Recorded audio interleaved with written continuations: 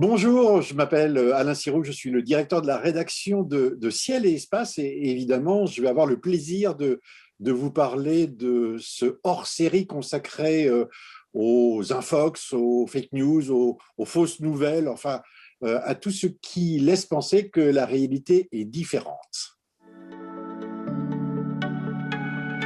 C'est important de sortir cette année ce numéro parce que les nouvelles s'accumulent. On peut voir aussi bien Elon Musk nous promettre des colonies sur Mars dans les 4 ans qui viennent, des colonies de millions d'habitants, comme on peut entendre des astronomes expliquer à travers des livres qu'on a peut-être été visité par des extraterrestres avec un astéroïde qui passe, comme on peut aussi s'émerveiller d'avoir un Français qui part dans l'espace comme s'il était le seul homme à avoir jamais été dans l'espace. C'est pas du fake news, c'est juste qu'il faut réussir à mettre au niveau de l'information la juste réalité des faits.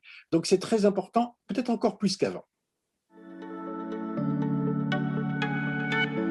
Ce que nous voulons avant tout raconter dans ce numéro, c'est des histoires. Parce que c'est à travers des illustrations, et puis c'est drôle très souvent, c'est-à-dire qu'on s'amuse. C'est vrai que celui qui a imaginé le premier, et c'était au 19e siècle qu'il existait des sélénites, c'est-à-dire des hommes qui vivaient, oh non, pas des hommes, des personnages qui vivaient sur la Lune, comme la première blague, c'est quelque chose qui est amusant, comme c'est amusant de voir comment on travestit en quelque sorte la Lune dans toutes ses phases, même encore aujourd'hui quand on parle de la super Lune, vous savez, elle est rouge, elle est bleue, elle a toutes les couleurs, y compris celle du sang, elle n'a jamais été aussi grosse, aussi proche.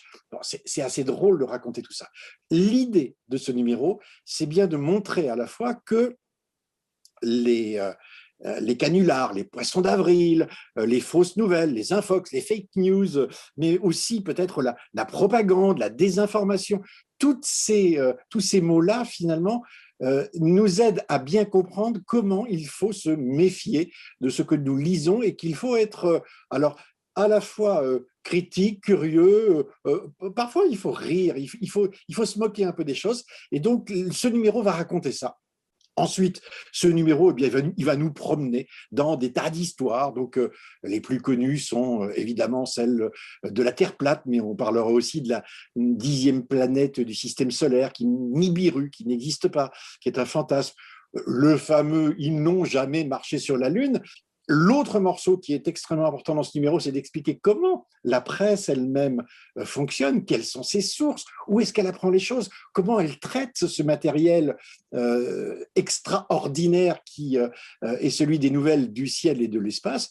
Et puis, on laissera une place très importante à l'explication et à la pratique, c'est-à-dire l'explication, c'est finalement pourquoi est-ce qu'on croit ça? Qu'est-ce qui fait qu'on est beaucoup plus sensible à quelque chose qui est faux, quelque chose qui est vrai, entre guillemets. Puis, c'est quoi le vrai au bout du compte? Est-ce que le Big Bang, c'est vrai?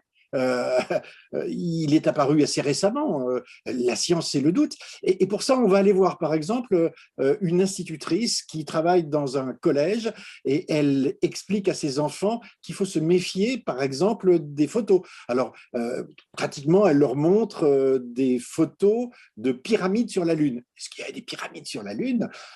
Non, mais simplement quand vous regardez ce qu'est une photo d'un objet, d'un caillou, et que vous n'avez pas d'échelle à côté. Vous ne pouvez pas savoir si c'est un grain ou si c'est un rocher, si c'est un rocher ou si c'est une montagne.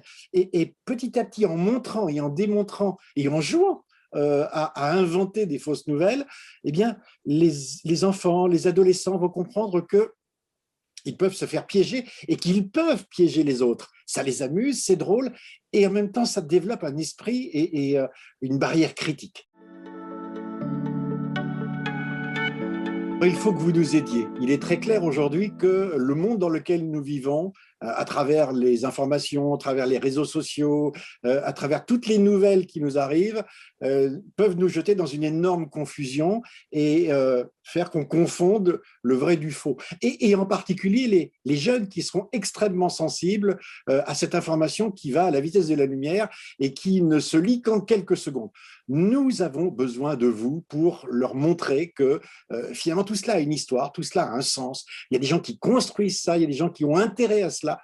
Et l'idée, c'est de leur mettre à disposition à travers donc ce numéro dont on espère que vous nous aiderez à le diffuser dans les lycées, dans les collèges, partout où il y a des enfants, des jeunes qui s'en empareront, ce numéro qui raconte cela. On en a besoin parce que il n'existe pas aujourd'hui d'outils dans ce domaine qui le racontent. On trouvera un peu partout des informations sur les fake news, les gens qui décodent l'information, mais dans ce domaine particulier, qui est un domaine, encore une fois, onirique, qui fait rêver, il nous faut aussi exercer l'esprit critique. Donc on a besoin de vous pour montrer cela et pour montrer que la réalité elle-même est extraordinaire. Et quand on découvre à travers l'astronomie, l'observation, que ce que l'on voit donne en imagination tellement de puissance, permet d'avoir une vie tellement différente quand on s'intéresse à la réalité, qu'elle a une puissance incroyable et que cette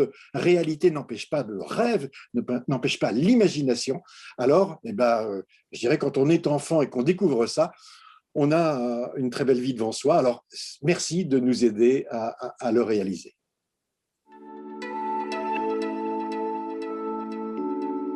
Allez, aidez-nous à l'aide du ciel à y voir clair, à être lucide.